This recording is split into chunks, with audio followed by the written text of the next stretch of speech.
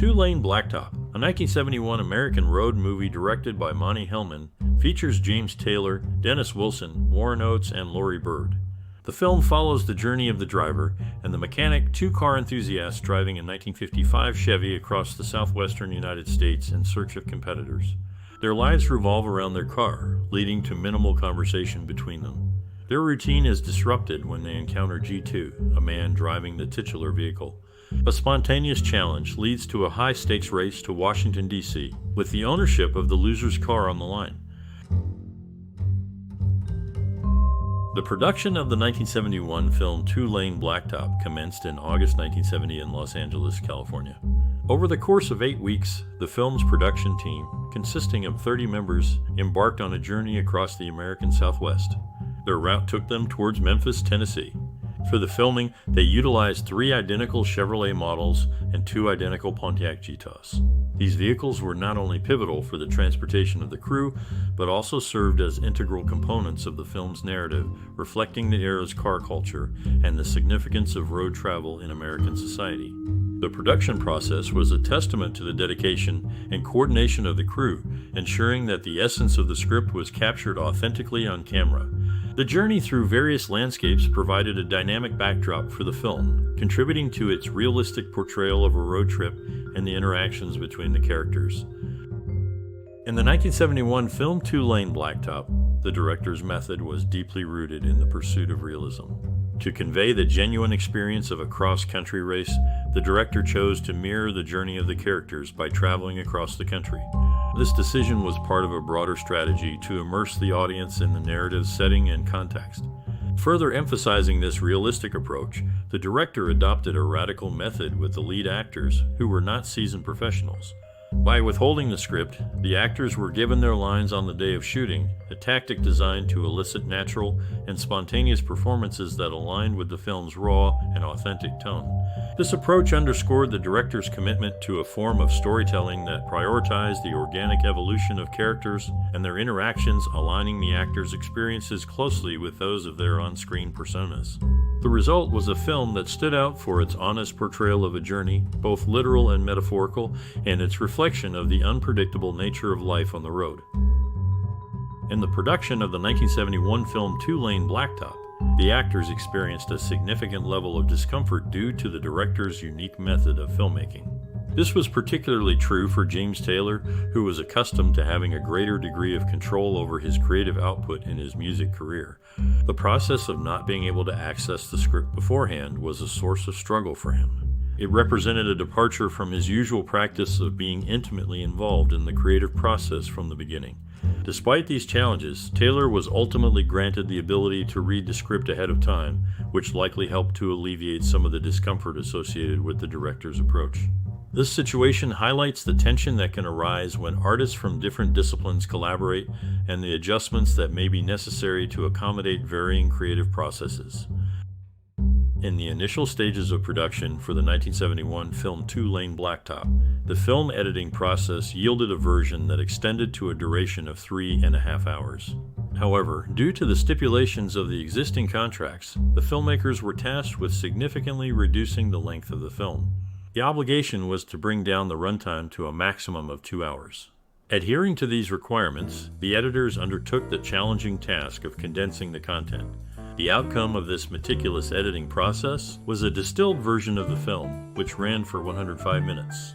This edited cut was crafted to maintain the essence of the narrative while fitting within the contractual time constraints.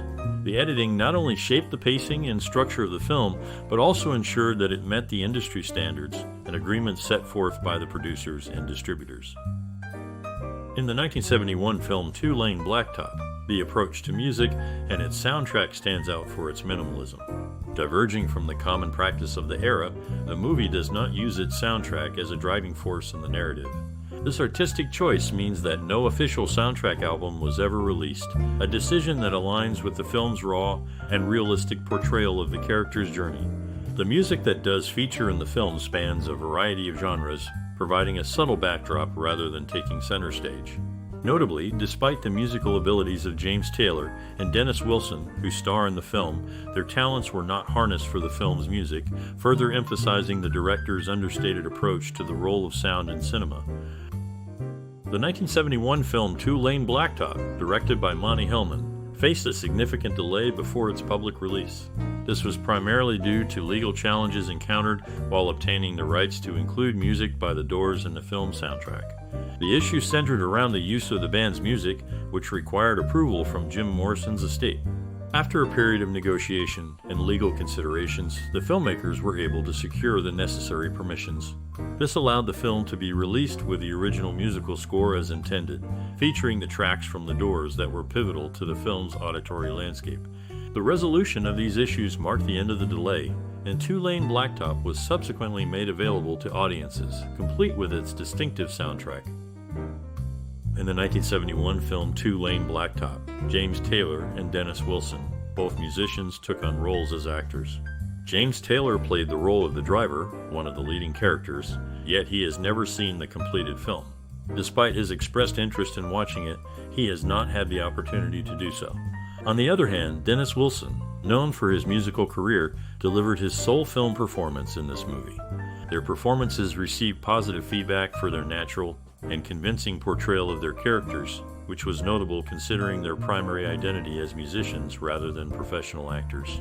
This film stands out in their careers as a unique intersection of music and cinema, showcasing their talents in a different light. In the 1971 film Two Lane Blacktop, the approach to makeup and appearance was notably minimalistic. Reflecting the film's raw and realistic tone, there was a deliberate decision to forego a makeup department entirely. This choice meant that the actors appeared on screen without any makeup, presenting themselves in a natural state. This absence of makeup contributed to the authentic portrayal of the characters and their journey, aligning with the movie's aesthetic of stark simplicity and unembellished realism. The actors' natural looks served to enhance the intimate and candid feel of the film, allowing the audience to focus more on the performances and the story rather than the artifice often associated with filmmaking. The 1971 film Two Lane Blacktop, directed by Monte Hellman, received significant recognition from Esquire magazine, which not only named it the Film of the Year, but also took the extraordinary step of publishing the entire screenplay in one of their issues. This gesture by Esquire was a clear indicator of the film's importance and the high regard in which it was held. The screenplay's publication allowed readers an in-depth look at the film's narrative structure and dialogue, serving as a testament to the film's quality and the magazine's commitment to celebrating noteworthy cinema. In the 1971 film Two Lane Blacktop, three distinct 1955 Chevrolets played a pivotal role in the storytelling, each with its own journey and fate.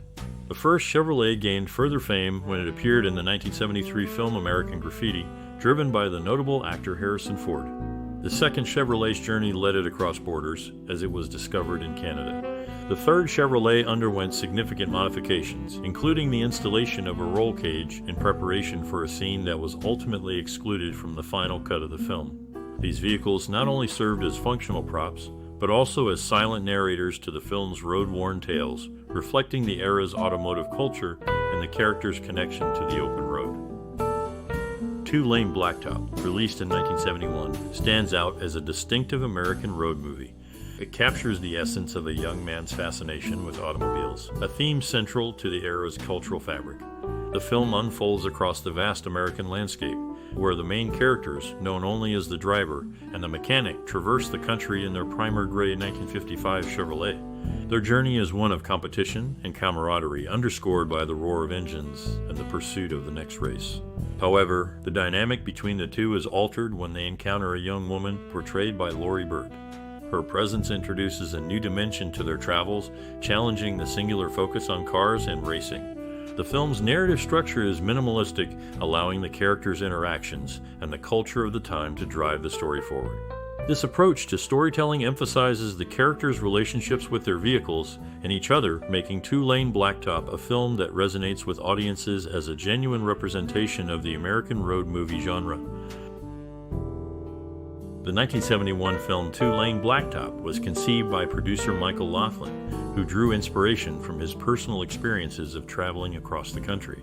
To bring this vision to life, Rudy Wurlitzer was tasked with revising the screenplay. Wurlitzer dedicated himself to understanding the nuances of car culture to ensure the script authentically reflected the essence of this community. His immersion into the world of automobiles allowed him to craft a narrative that resonated with the sensibilities and the spirit of the time, capturing the freedom and restlessness that characterized the era. In the 1971 film Two-Lane Blacktop, Laurie Bird portrayed the character known simply as the Girl, bringing a dynamic presence to the production. Her performance, especially in scenes that involve swimming, was noted for adding a layer of excitement to the movie's atmosphere. Beyond her on-screen role, Laurie Bird's personal life intersected with the film through her romantic relationships. Initially, she was involved with Monty Hellman, the director of the film, which added another dimension to her involvement in the project. Later, she formed a romantic connection with musician Art Garfunkel.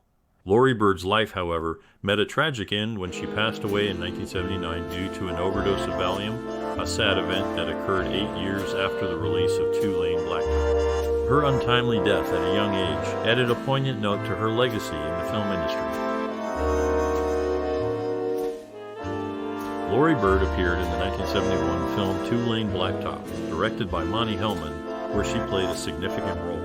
Her performance was notable for its naturalistic essence and added depth to the road movie genre. The film follows two men who drive across the United States in a primer gray 1955 Chevrolet, challenging other drivers to impromptu drag races along the way. Laurie Bird portrayed the only female character, known simply as the Girl, who joins them on their journey.